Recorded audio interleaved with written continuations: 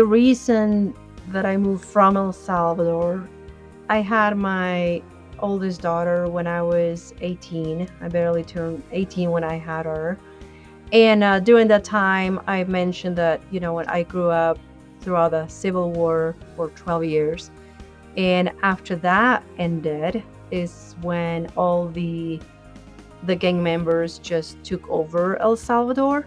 So it was even worse than my childhood because now it was extremely dangerous. And I just didn't want my daughter to grow up under those circumstances. So we got an opportunity, we got a visa, we moved to the States when she was just 4.5 years old. I will do it all over again because we were lucky to have the opportunity to move to the States.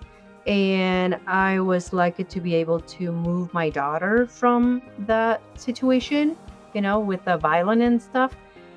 And coming from a family of real estate, just because when I was growing up, everyone, my grandparents, my parents, everyone owned their home, but they built it themselves, so that was fascinating to me how they knew how to do all of that.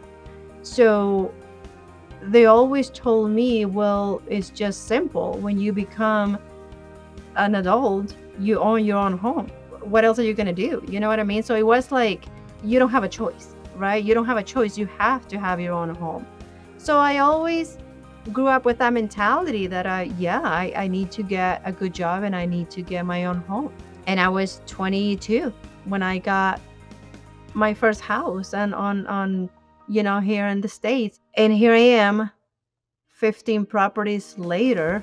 I don't own them, I sold them, but here I am 15 properties later, like talking about real estate. That is my passion, and but it just happened that way.